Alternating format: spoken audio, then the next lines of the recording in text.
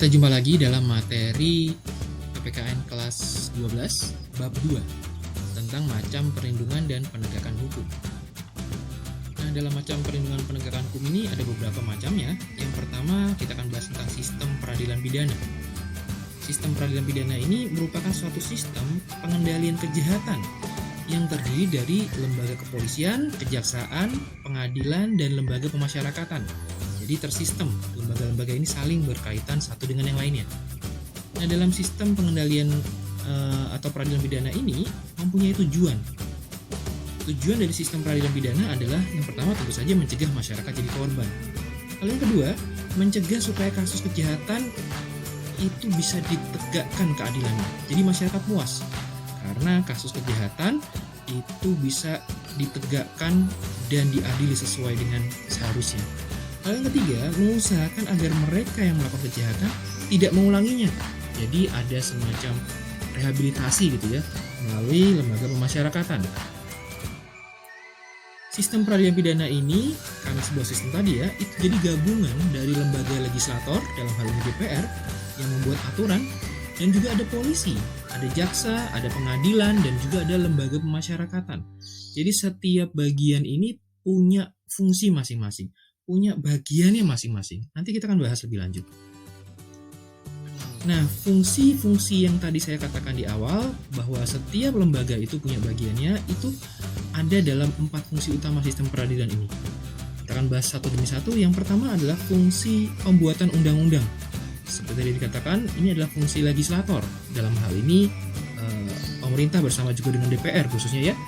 Dalam fungsi ini, diharapkan peraturan perundangan yang dibuat tidak kaku, tapi fleksibel dan akomodatif terhadap kondisi perubahan sosial. Mengapa demikian? Karena tentu saja zaman berkembang. Jadi bisa jadi mungkin kejahatan pun akan berkembang.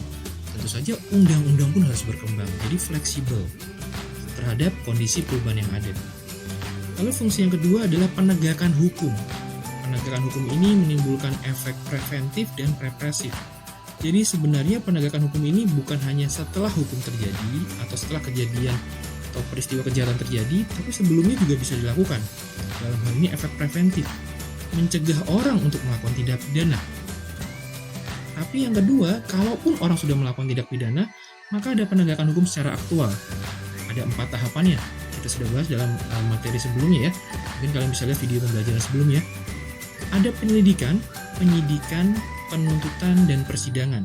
Ya, ini sudah kita bahas. Jadi penyelidikan, penyidikan, penuntutan, dan persidangan masuk dalam fungsi penegakan hukum secara represif.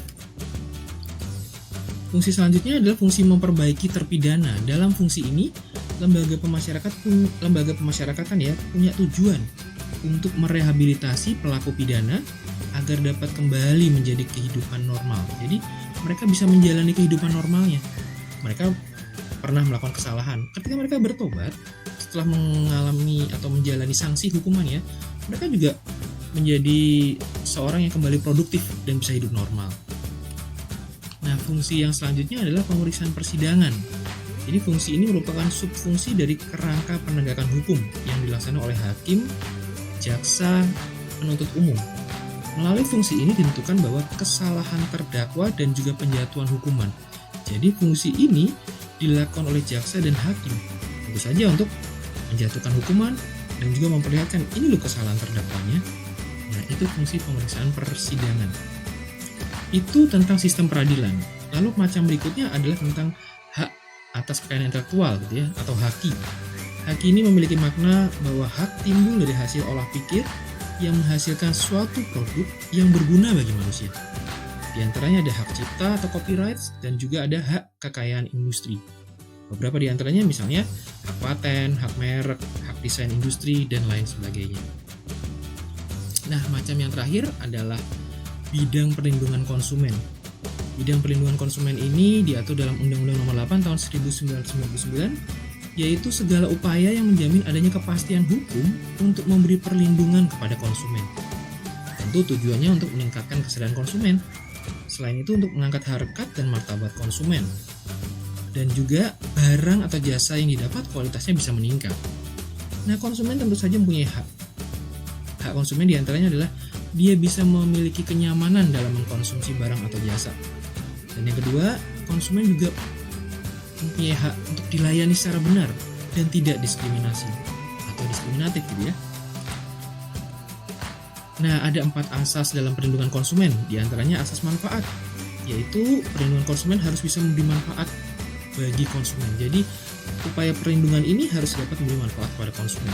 Juga ada asas keseimbangan, jadi antara kepentingan konsumennya, antara kepentingan pelaku usaha maupun pemerintah ada keseimbangan satu dengan yang lainnya.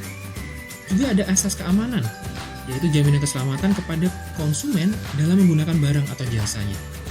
Dan yang terakhir ada asas kepastian hukum. Baik pelaku usaha maupun konsumen itu wajib menaati hukum dan memperoleh keadilan dalam perlindungan konsumen. Jadi sama-sama saling berkaitan satu dengan yang lainnya, sama-sama saling terlindungi, bukan hanya pelaku usaha tapi juga konsumen. Demikian untuk materi kali ini. Kita akan jumpa dalam materi berikutnya.